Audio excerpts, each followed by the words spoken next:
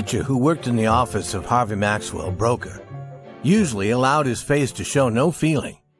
This morning he allowed his face to show interest and surprise when Mr. Maxwell entered. It was 9:30, and Mr. Maxwell was with his young lady secretary. "Good morning, Pitcher," said Maxwell.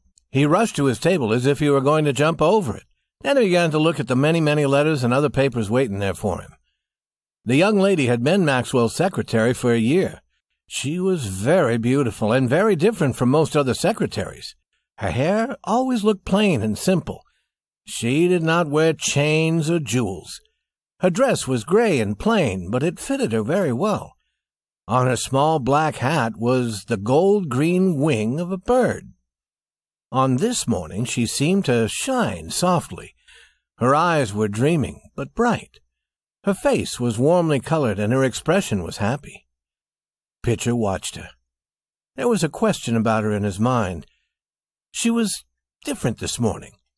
Instead of going straight to the room where she worked, she waited. She seemed not to know what to do. Once she went over to Maxwell's table, near enough for him to see that she was there. The machine sitting at the table was no longer a man. It was a busy New York broker. "What is it? Anything?" asked Maxwell shortly. Papers lay like snow covering his table. His gray eyes looked at her as if she were another machine.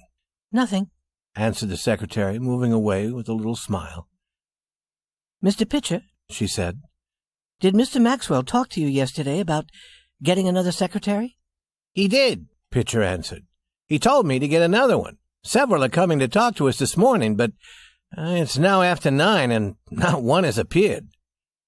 "I will do the work as usual," said the young lady, "until someone comes to fill the place." And she went to her table. She took off the black hat with the gold-green bird wing and put it away as usual. If you have never seen a busy New York broker on a busy day, you know little about men at work.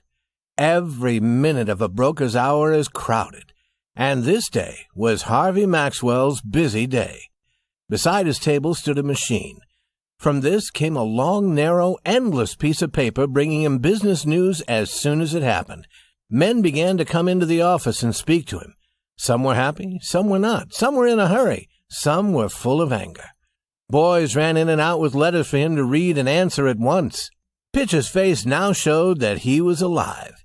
The other men who worked in the office jumped around like sailors during a storm. And there were storms in the business world, fearful storms. Every storm was felt in the broker's office. Maxwell moved his chair against the wall. Now he was like a dancer. He jumped from the machine to his table, to the door, and back again. In the middle of all this, he slowly realized that something had come near him. There was golden hair. There was a very large amount of it, high on a head. On top of the hair was a big hat covered with birds' wings.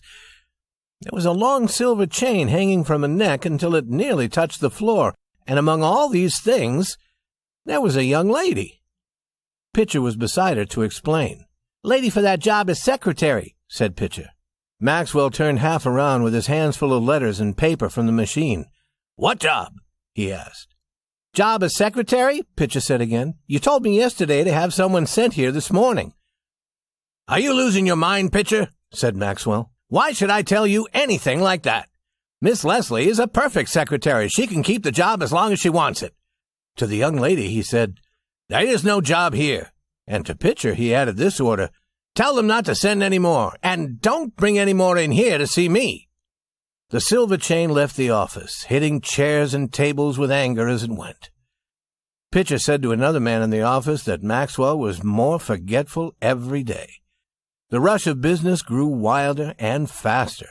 Maxwell was working like some fine, strong machine. He was working as fast as he could. He never had to stop to think. He was never wrong. He was always ready to decide and to act. He worked as a clock works. This was the world of business. It was not a human world, nor the world of nature.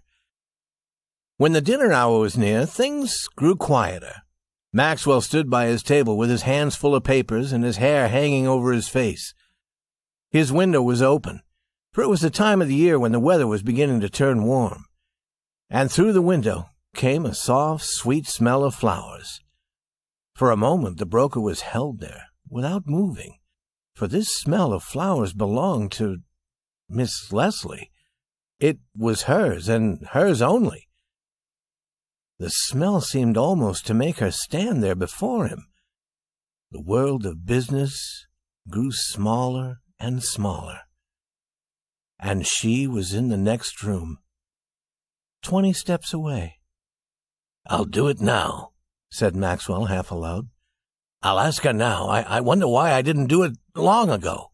He rushed into the other room. He stopped beside the secretary. She looked up at him with a smile.